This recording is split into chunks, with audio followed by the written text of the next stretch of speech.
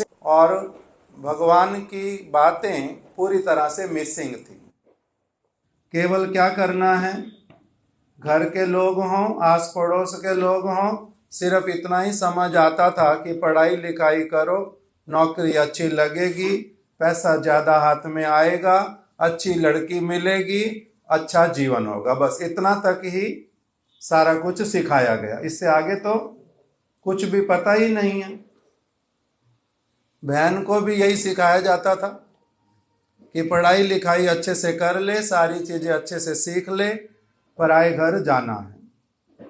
भगवान क्या होते हैं जीवन में, आत्मा क्या होती है, अगला जन्म क्या होता है, पिछला जन्म क्या होता है, भगवान की शिक्षा क्या है, मनुष्य जन्म का कर्तव्य क्या है, कुछ भी नहीं सिखाया गया था, कुछ भी सीखा ही नहीं।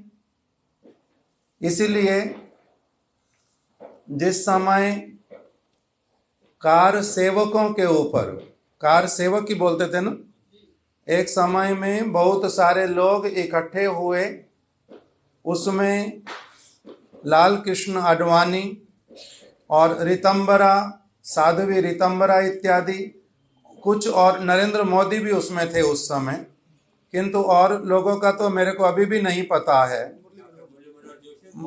मुरली मनोहर जोशी जी, उमा भारती जी, बहुत सारे नाम हैं।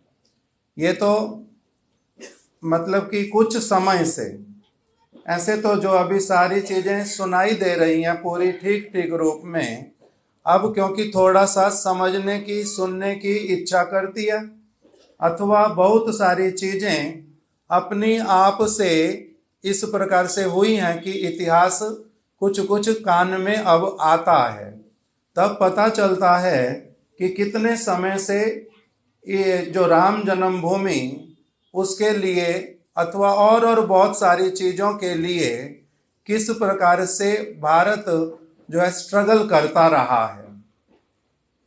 कितने ही समय से पहले मुगल लोग आए, यहाँ के लोग शांति प्रिय, धैर्य रखने वाले, किसी के प्रति हिंसा करने वाले नहीं हैं।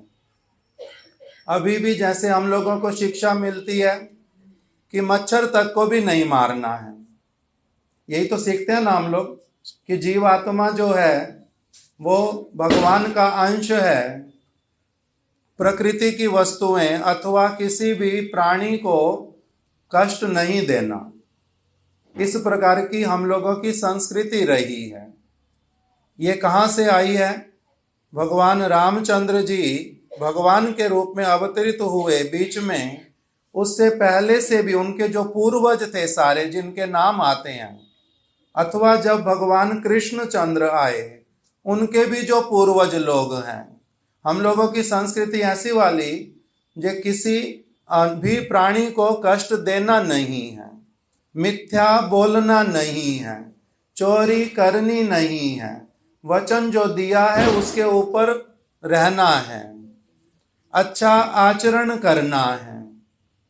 अभी अभी 2 दिन पूर्व ना 3 दिन पूर्व हम सब यहाँ पर जो भक्त लोग रहते हैं, एक साथ में बैठ करके कुछ जो साध्वी रितंबरा, उनकी कुछ बातों को सुना, क्योंकि वो बहुत समय से जुड़ी हुई इन सारी चीज़ों से।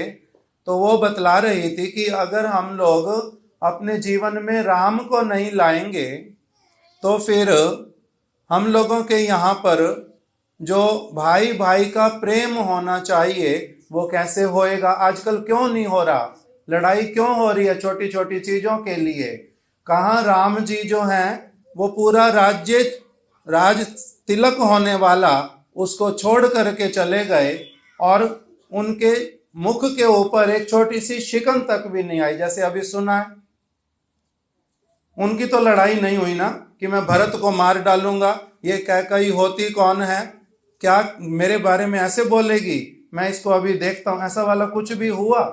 क्योंकि उन्होंने जो शिक्षा प्राप्त की थी और जिस वस्तु को उन्होंने जिया था वो अलग थी। तो इसीलिए वो बता रही हैं वहां पर कि अगर हम चाहते हैं कि रेप केसेस ना हो कहीं पर भी, तो हम लोगों को राम को जीवन में लाना पड़ेगा। हम लोग अगर चाहते हैं भाई भाई में प्रेम रहे तो राम को अपने जीवन में सबको लाना पड़ेगा।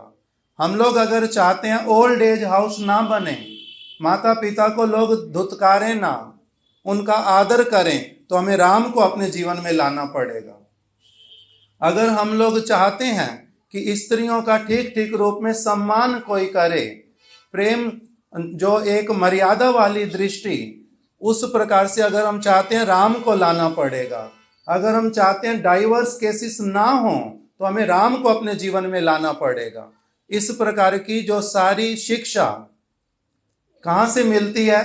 अगर राम जीवन में हो। हमारे जीवन में राम थे ही नहीं, ना हमारे माता पिता के जीवन में थे, अगर थे भी कहीं पर थोड़े बहुत, वो किस रूप में थे? केवल हम लोगों को कहते थे तेरा पेपर है, मंदिर के आगे हाथ जोड़ते हुए जाना, अच्छे नंबर आएंगे, बस। और अगर रिजल्ट आ गया है, नंबर अच्छे आ गए हैं, ये 1.25 रुपये ले जाओ, हनुमान जी को ना बूंदी चढ़ा देना और बांट आना।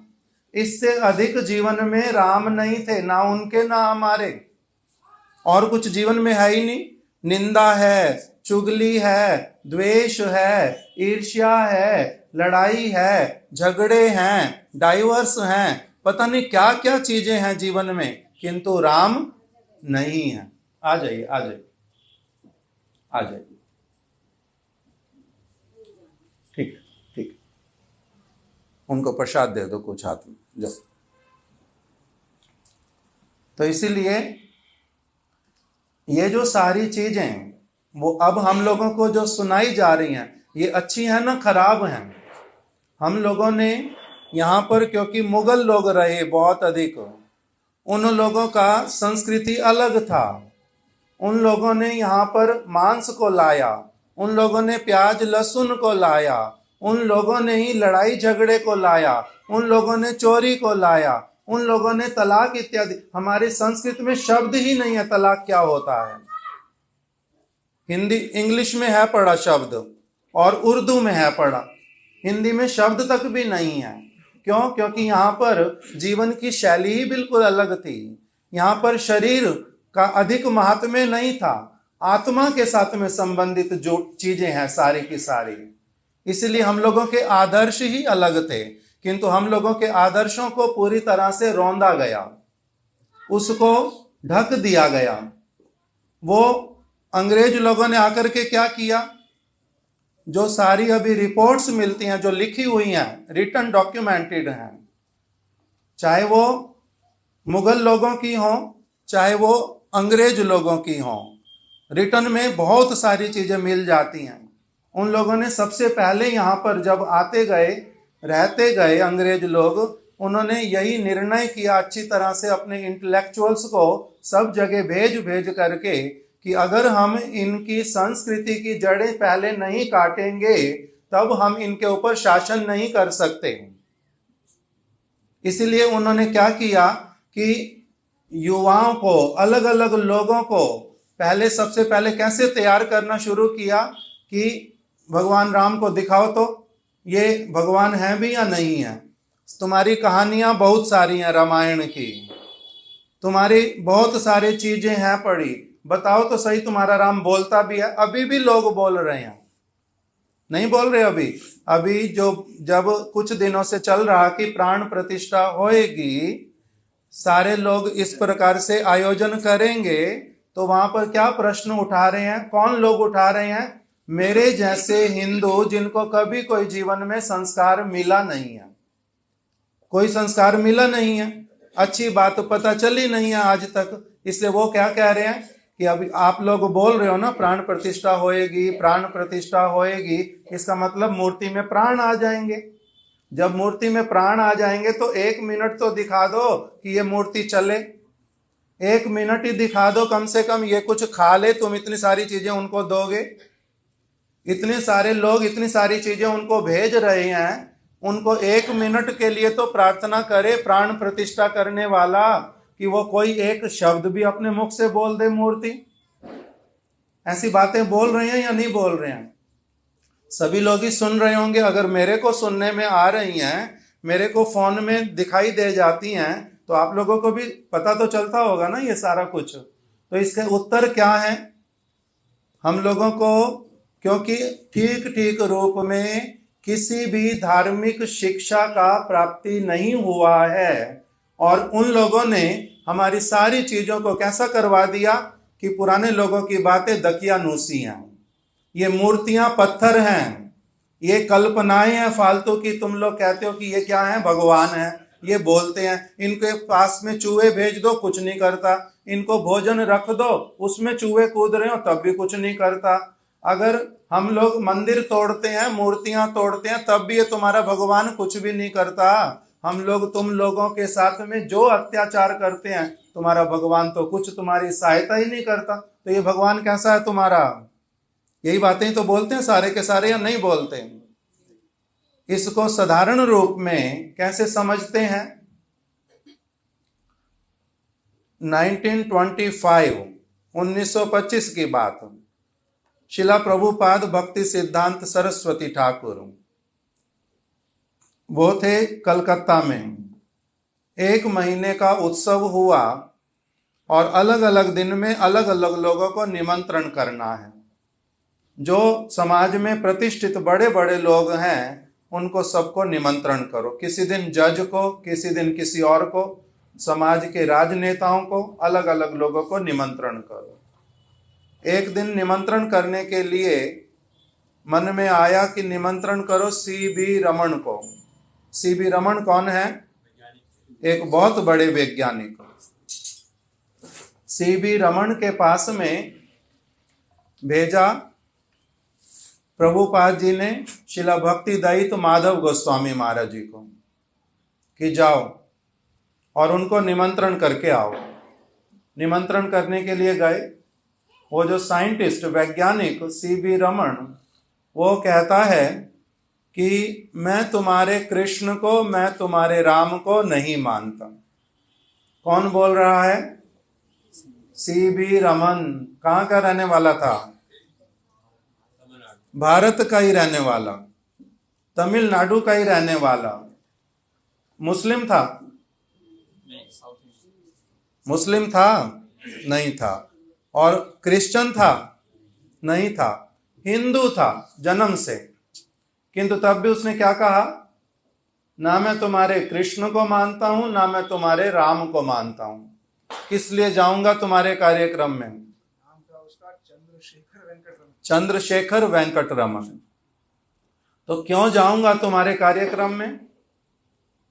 तो उन्होंने कहा कि हम लोग सभी लोगों को बुला रहे हैं, आप कृपा करके आइए। तो कहते हैं नहीं, मैं जिस चीज को नहीं देखता मैं उसको मानता नहीं। अगर तुम मुझे दिखा दो कि राम है, कृष्ण है, तब मैं जाऊंगा तुम्हारे साथ, नहीं तो नहीं जाऊंगा। तो उन्होंने पहले तो सुन ली उनकी बात। 2-4 मिनट अलग अलग और बातें करके शिला माधव गोस्वामी महाराज जी ने पूछा, रमन साहब, आप मेरे को जो सारी चीजें आप विज्ञान वाली अभी अनुभव कर चुके हैं, मेरे को अनुभव करवा देंगे? आप मेरे को अनुभव करवा देंगे अभी अभी? तो उन्होंने एकदम से बड़े खुशी के साथ में एकदम कहने लगे, तुमने साइंस साइड में पढ़ाई की है, तुमने विज्ञान की पढ़ाई की है? तो इन्होंने कहा नहीं, मैंने विज्ञान की पढ़ाई तो नहीं की। तो फिर कैसे सीखोगे तुम कैसे देखोगे? जो सारी चीजें मैं अनुभव करता हूं, जो रिसर्च करता हूं, वो तुम कैसे देख लोगे? तुम तो नहीं देख पाओगे। तो कहते हैं मुझे क्या करना पड़ेगा? कहते हैं 8-10 साल अच्छे से तुम विज्ञान की पढ़ाई करो, मेरे साथ में रहो अच्छी तरह से, फिर तुम 8-10 साल के बाद में तैयार हो जाओगे। जो सारी चीजें आज मैं देख रहा हूं तुम्हें भी 10 साल में दिखला दूंगा। तब शिला माधव गोस्वामी महाराज जी ने बोला, यही बात भगवान के ऊपर लागू होएगी नहीं? तुम छोटी सी विज्ञान की चीज कुछ दिखाने के लिए मेरे को कह रहे हो पहले 10 साल दो, फिर तुम दिखला पाओगे मेरे को। और मैं अगर यही बात बोलूं कि अब अभी तुम्हारी आंखों में योग्यता ही नहीं है भगवान को देखने की, क्या देखोगे भगवान को? मैं तो दिखा दूंगा, तुम देख ही नहीं पाओगे। मैं तुम्हें समझा दूंगा, ऐसे देखो किंतु तुम्हारी उस तरह की विद्या ही नहीं है कुछ भी। कैसे देखोगे तुम उस विग्रह को? तुम नहीं देख पाओगे। इसीलिए उसके लिए समय देना पड़ता है। जिस भी चीज को नहीं देखते उसको हम मानेंगे नहीं। तुमने देखा था तुम्हारे माता पिता ने जिस समय तुम्हारे को जन्म दिया था, तुमने देखा था तो कैसे माना तुम्हारे माता पिता हैं? तुमने देखा था, तुम गर्भ में से जन्म तुमने लिया था, तुम्हारे को देखा था तो आंखों से, मैंने गर्भ से जन्म लिया है, स्मरण है? नहीं है ना? तो फिर कैसे मानते हो कि मेरा जन्म हुआ था इस माता के गर्भ से? मानते हो ना? तो ऐसे नहीं बोलना कि जिस चीज को नहीं देखता हूं उसको मैं मानता नहीं हूं। देखने के लिए योग्यता चाहिए। जिस संसार का एक कोई छोटा मिनिस्टर, उससे मिलने जाओ, उसको देखने जाओ तो वो भी नहीं मिलता है, और तुम अपवित्र हृदय वाले, चर्म चक्षुओं वाले, ज्ञान से संपूर्ण रूप में रहित, पूरी तरह से हृदय में काम क्रोध लोभ मोह ईर्ष्या द्वेष भरा पड़ा, और तुम कह रहे हो तुम राम को देखोगे। कैसे देखोगे? हम तुम्हें कैसे दिखाएं? पहले तो तुम्हारा पवित्रता करेंगे, तो तुम्हारे को शुद्ध करेंगे, तब तो तुम राम को देखोगे। कैसे ऐसे राम को देखोगे? तो इसीलिए जो वास्तविक शिक्षा अगर उसको कोई प्राप्त नहीं करे, तब फिर कैसे समझेंगे ठीक ठीक रूप में? ठीक ठीक रूप में नहीं तो नहीं समझ सकते। तो इसीलिए मुख्य बात क्या बोल रहा था कि हमारे जीवन में क्या हो गया था? राम मिसिंग थे पूरी तरह से, कृष्ण मिसिंग थे।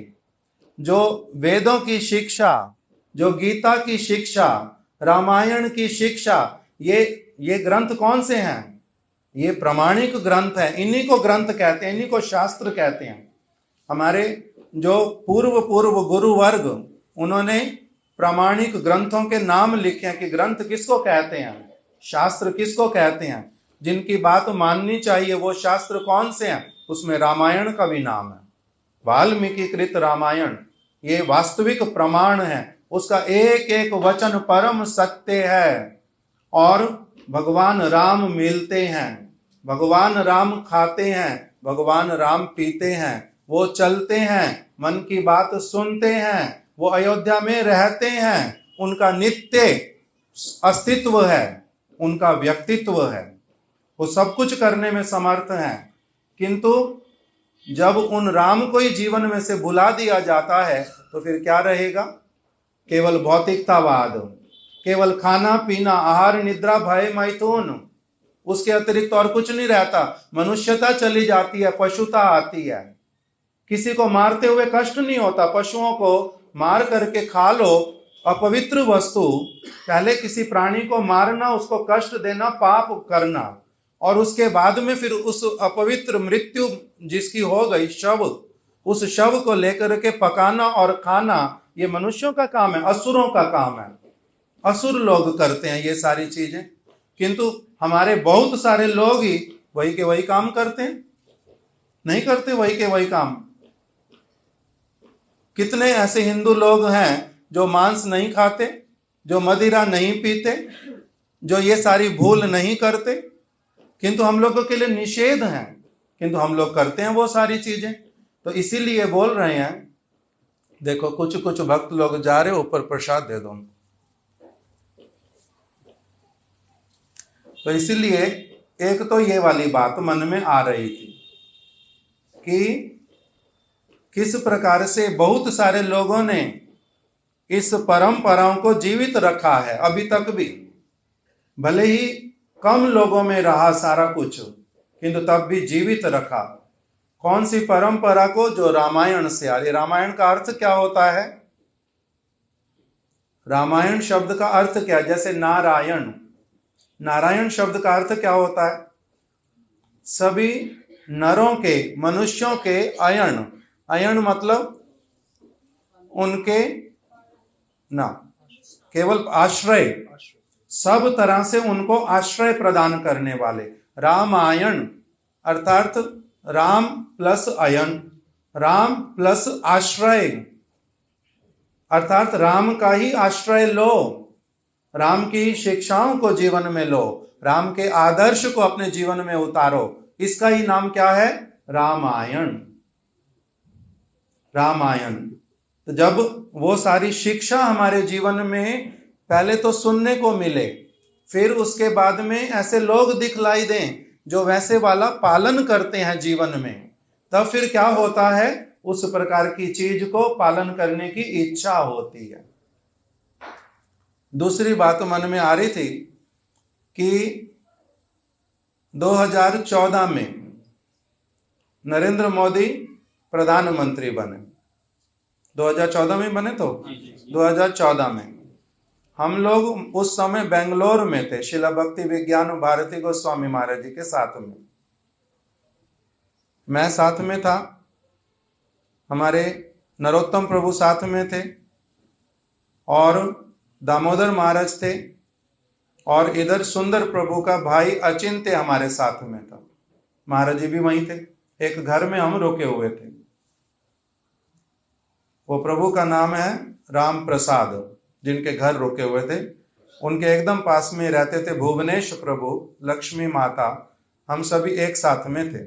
जिस दिन रिजल्ट आया, सारा टीवी पे सुबह से आना शुरू हो गया, तो देखते देखते जब बहुत सारी जीतों से, बहुत सारी सीटों पर बीजेपी आई, नरेंद्र मोदी का आया, वो प्रधानमंत्री बनेंगे, ये सारा आया, तब हमारे महाराज जी ने हम लोगों को बोला कि आज उत्सव करो,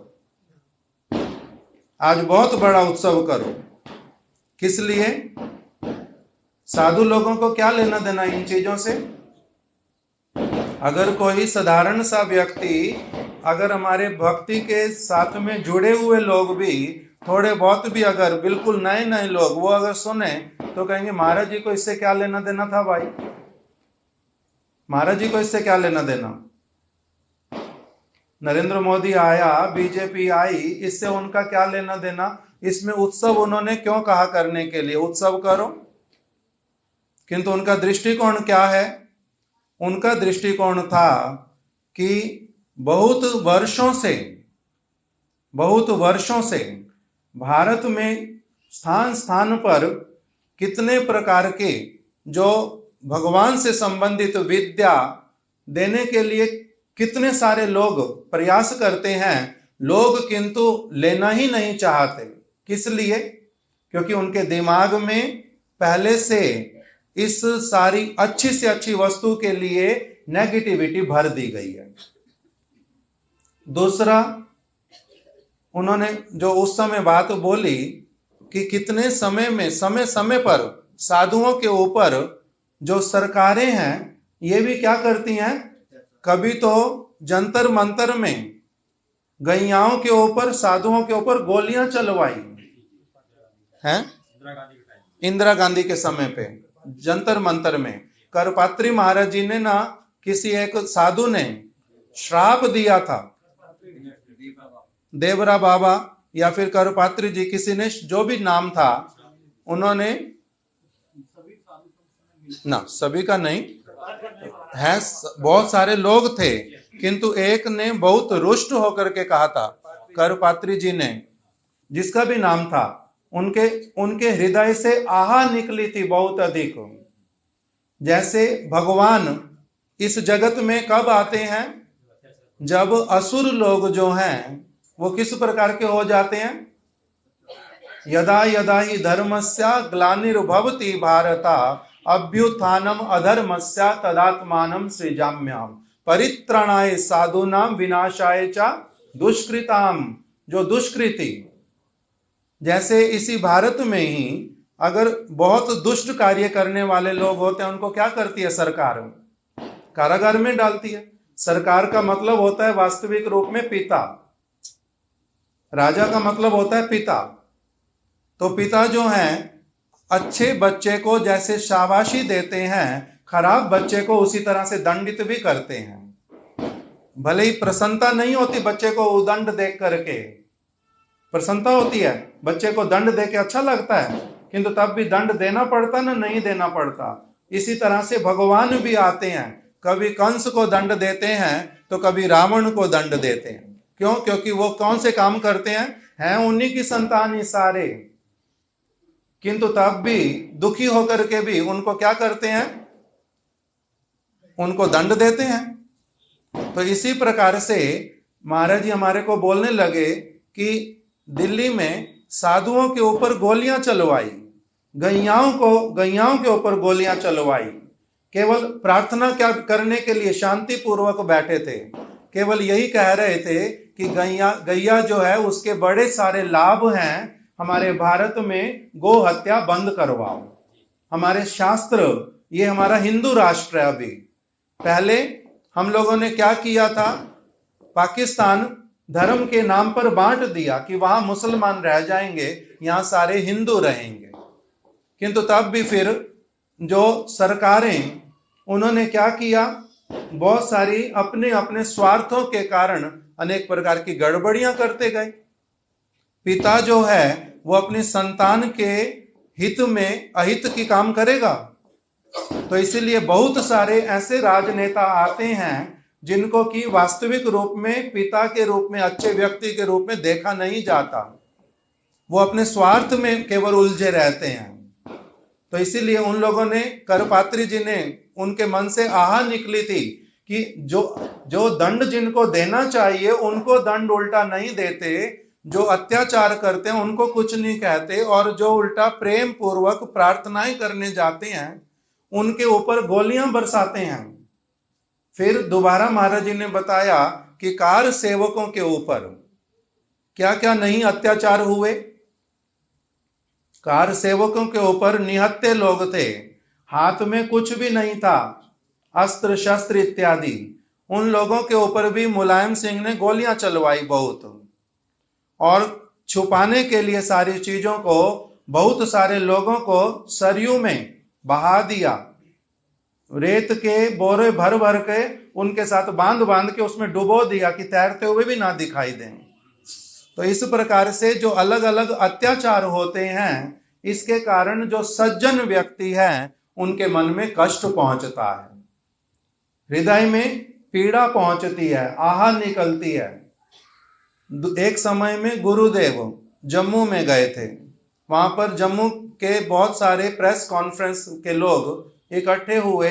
उन्होंने गुरुदेव से प्रश्न किए कि कश्मीर से आप लोगों के हिंदुओं को सबको निकाल दिया अच्छी तरह से, अभी भी बहुत अत्याचार होते हैं, आपका इस विषय में क्या कहना है। इस प्रकार के अलग अलग गुरुदेव के सामने प्रश्न रखे थे। तब उस समय गुरुदेव ने भी एक बात हम लोगों को बोली थी।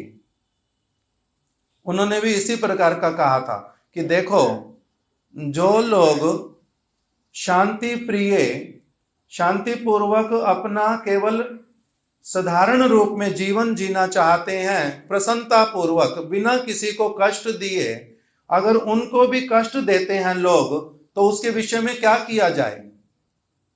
क्या कुछ भी नहीं करना चाहिए? जिनके हाथ में सत्ता है, कितने समय से ही जब इन लोगों ने संस्कृत को पूरी तरह से समाप्त किया, ग्रंथों को पूरा जला दिया नालंदा में, संस्कृत को जड़ से, अब हम लोग, मेरे जैसा व्यक्ति जो कुछ पढ़ने की इच्छा करता है, भागवत को, गीता को ठीक से समझने की, रोता हूं बैठ करके कि मेरे को संस्कृत ही नहीं आती समझनी, क्योंकि हम लोगों को पढ़ाया ही नहीं किसी ने।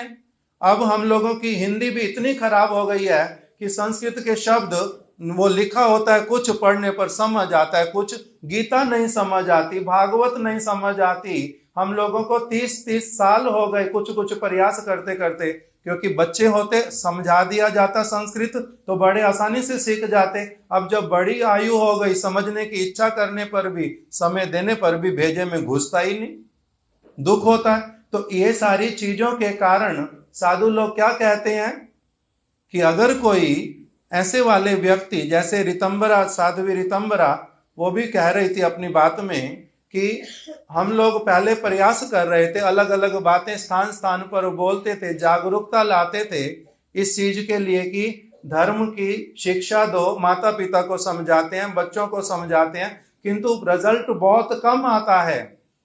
शिला स्वामी महाराज जी भी इस बात को बोलते थे। भक्ति वेदांत स्वामी महाराज कहते हैं, मैं जहां भी जाता था प्रचार करने भारत में, तो वहां पर लोग बोलते थे, स्वामी जी आप बहुत अच्छा काम करते हैं, कीर्तन करते हैं, भगवान की बातें हमें बताते हैं, बहुत अच्छा आप करते हैं।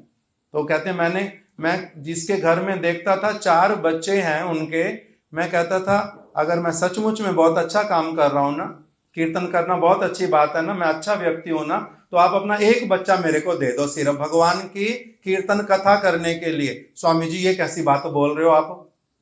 तो अभी तो तुम कह रहे थे कि मैं बहुत अच्छा हूं, मैं अच्छा कीर्तन करता हूं, तो एक बच्चा भगवान की सेवा के लिए दे दो। तो कोई भी देने के लिए प्रस्तुत नहीं है। तो इसी प्रकार से वो साध्वी ऋतंबरा कह रही हैं कि हम कितने लोगों के पास में जाते थे कैसी कैसी जागरूकता करने के लिए, रातों रातों में। वो कहती है 25 साल तक मैंने बैठ करके भोजन करना क्या होता है वो भी मैंने नहीं, मेरे नसीब में नहीं था। हाथ में लेकर के भोजन करते थे। और 25 रातें ट्रेन में जाती थी। ट्रेन के बीच में ही रात को ट्रैवलिंग करनी है, दिन के समय में भाषण देने हैं लोगों को, इसलिए कि धर्म के प्रति जागृत हो। अच्छी वस्तुएं सारी हमारी दबाई जा रही हैं। हम लोगों का जो कल्चर बनता जा रहा है वो बहुत खराब है, भविष्य बहुत खराब होगा। इसलिए साधु लोग क्या करते थे, अलग अलग प्रकार से। इसलिए जब नरेंद्र मोदी आए तब हमारे महाराज जी ने बड़ी प्रसन्नता व्यक्त की कि बड़ी आनंद की बात है, बड़ी प्रसन्नता की बात, इस प्रकार से उन्होंने व्यक्त किया। तो ये वाली बात भी एक मन में आ रही थी।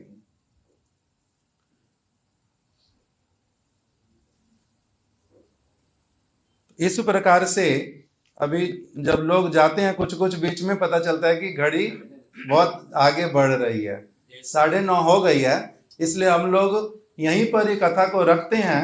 किंतु ये वाला जो आज उस वो मैं जो बात बोल रहा था कि इन्हीं चीजों के साथ में जब ये बहुत सारे लोग जुड़ गए, साधु संत तो अलग अलग प्रयास कर ही रहे थे, किंतु उनके प्रयासों को सब समय क्या किया जाता था, पॉलिटिकल पावर के द्वारा दबा दिया जाता था। अलग अलग प्रकार से सब समय समय पर चीजें उठती रही दबती रही, उठती रही दबती रही।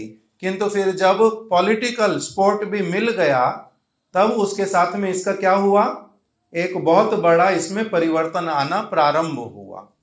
उससे फिर और बीजेपी ने अपना एजेंडे में रख लिया सब समय के लिए कि हम लोगों को क्या करना है, इतने सारे लोग हैं, 80% पॉपुलेशन अगर हिंदुओं की है और उनकी कोई बात नहीं सुनी जाएगी, उनकी भावनाओं को नहीं रखा जाएगा, उनकी जो कोई ऐसा और देश होगा जहां पर कि इतने हम लोगों का ये राष्ट्र, हम लोगों के हमने घरों में सुना हुआ था, दादा से दादी से अपनी बुआ से, जो लोग पाकिस्तान से यहाँ पर आए थे, किस प्रकार से उन लोगों को प्रताड़नाएं झेलनी पड़ी, कैसे कैसे उनका जीवन उस समय गया, सारा कुछ छोड़ करके आना पड़ा, अच्छे अच्छे घर, सारी चीजें, खाली हाथ आना पड़ा। जिस समय आए उस समय उनको क्या किया गया, पुरुषों को तो हाथ में कुछ लेने नहीं देना, स्त्रियां भी जो है उनको तो कुछ लेने तो देंगे नहीं, केवल जान बचा के जाओ, जाना है। जाते समय भी कैसे किया स्त्रियों के साथ में कि अपनी सलवार के जो जिस जगह पर नाड़ा डालते हैं ना, सलवार का क्या बोलते हैं उसको, नेफा, उसको भी उसमें सलाखें डाल डाल करके कि इसमें कुछ थोड़ा सा कुछ सोना कोई चीज छिपा करके तो नहीं जा रहे, कुछ भी नहीं लेने दिया। बहुत सारे लोगों को नालियों का पानी पी पी करके बीच में आना पड़ा, पानी पीने तक के लिए नहीं था। कितनी कितनी जगहों पर आग लगा दी जिंदा लोगों को, कितने लोगों को मार मार के गाड़ियों में भेज दिया। कितनी ही तरह की चीजें ऐसी हैं जिसके कारण क्या है, एक के बाद एक लोग क्या चाहते थे, केवल यही कि हमें शांतिपूर्वक रहने दिया जाए, हमारी संस्कृति जो है उसको जीवित रखा जाए, हमारी अच्छी चीजें हैं उल्टा और जो अभी दी जा रही हैं वो खराब हैं।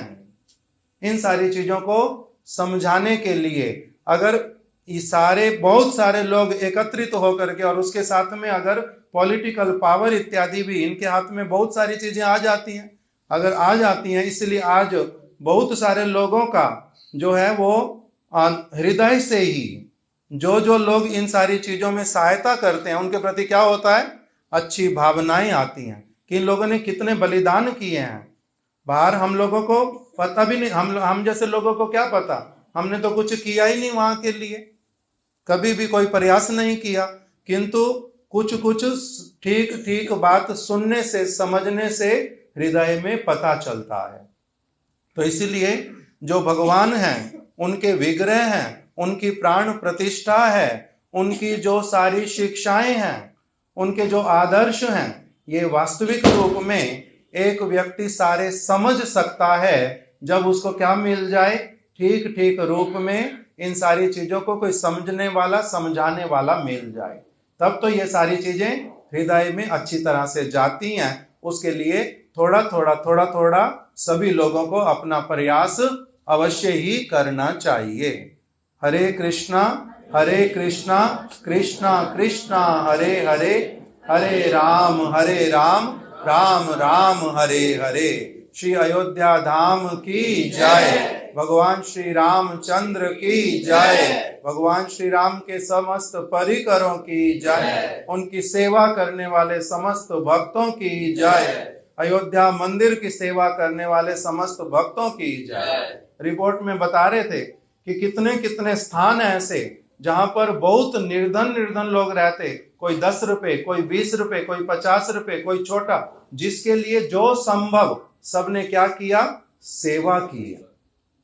एक रिपोर्ट में बताया कि भिखारी लोग, चाहे वो काशी के, चाहे वृंदावन के, चाहे पुरी के, अलग अलग स्थानों के भिखारी लोगों ने भी 4-4 लाख, 5-5 लाख आपस में इकट्ठे करके, भीख मांगने वाले लोगों ने भी सेवाओं के लिए दिया। किस लिए दिया है? क्योंकि हृदय में भावनाएं हैं, हृदय में संतुष्टि है, जिन्होंने इसके लिए काम किए हैं उनके लिए हृदय से प्रसन्नता है, उनके प्रति धन्यवाद की भावना है, ये सारा कुछ है। उसी उपलक्ष्य में हम लोग भी आज केवल ये थोड़ा सा कथा कीर्तन हमने किया, उसी में ही भगवान श्री रामचंद्र जी, उनके परिकर गण हम लोगों के प्रति प्रसन्न हो, यही हमारी उनके श्री चरणों में प्रार्थना है। हरे कृष्णा। अभी हम लोग 1 या 5-7 मिनट के लिए कीर्तन करेंगे, भले खड़े होकर के करते हैं, कीर्तन करेंगे। बैठ के करना, पहले बैठ के करो। कौन सा करोगे? ठीक है, आप कौन सा करोगे? करो आप, पहले आप कर लो, फिर सुशील प्रभु करके समाप्त करेंगे। ठीक करके कर। कौन सा करेगी? कौन सा? वो हो गया।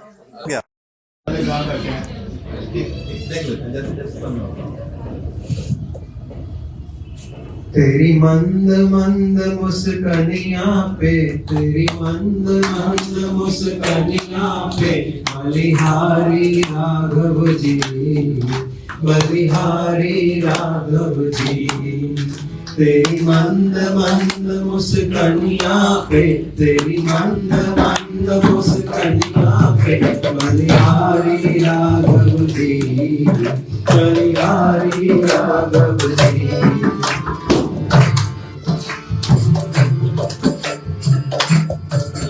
तेरे केश बड़े घुंघराले, बादल हो कारे कारे। तेरे केश बड़े घुंघराले, बादल हो कारे कारे।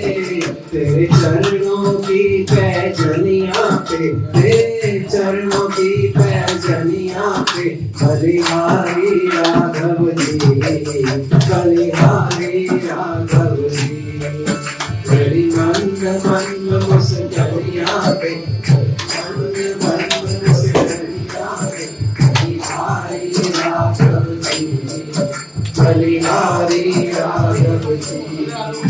तेरे संग में सिया सुकुमारी, लगती है प्यारी प्यारी। तेरे संग में सिया सुकुमारी, लगती है प्यारी प्यारी।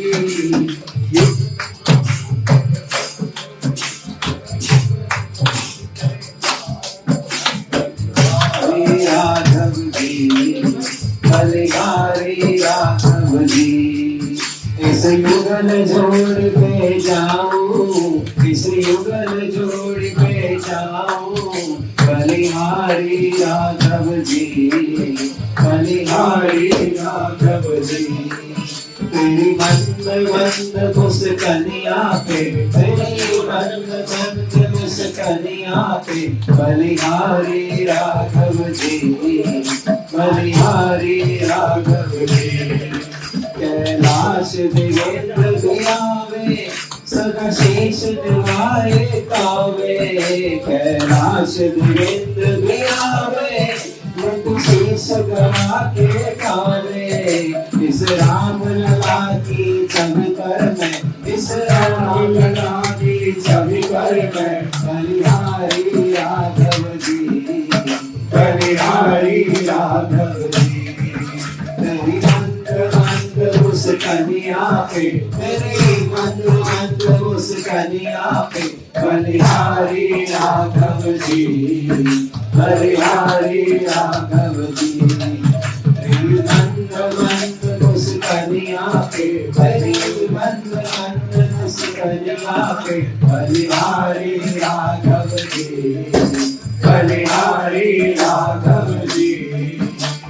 जय श्री राम, जय श्री राम, जय श्री राम, जय श्री राम, जय श्री राम, जय श्री राम, जय श्री राम, जय श्री राम, जय श्री राम, जय श्री राम, जय श्री राम, राघव राम, जय श्री राम, जय श्री राम, जय श्री राम, जय श्री राम।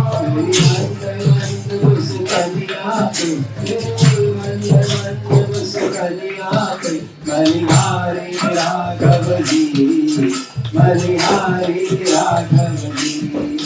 तेरी मंद मंद मुस्कनिया पे, बलिहारी राघव जी, बलिहारी राघव जी। जय जगत पिपाला दीन दयाला कौशल्या हितकारी। जय जगत पिपाला,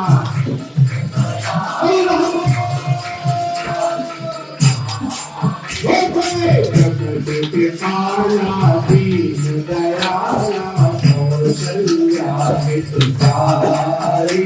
जगत पिपाला दीन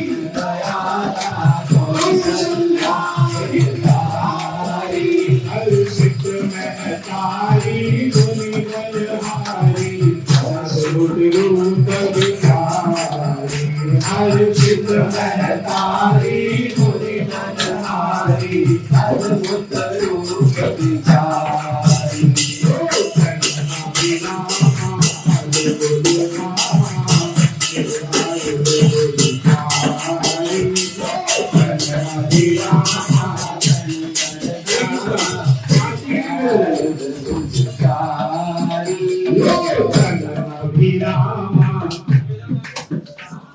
सभी लोग दीप लेके जाओ, ठाकुर जी को दीप दिखाते जाओ और बाहर में फिर बाहर में सजाते जाओ, है ना। दीप लेके ठाकुर जी को दिखा दो, दिखा करके फिर बाहर में रखते जाओ।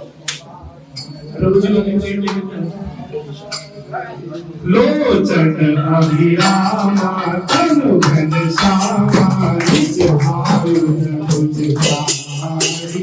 लोचन अभिरामा तनु घनश्यामा, निज आयु न कुछ चारी। भूषण वनमाला जय कवितारा, शोभा सिंधु भरारी। भूषण वनमाला विसाया, शोभा सिंधु भरारी। जगत कृपाला दीन दयाला कौशल्या हितकारी।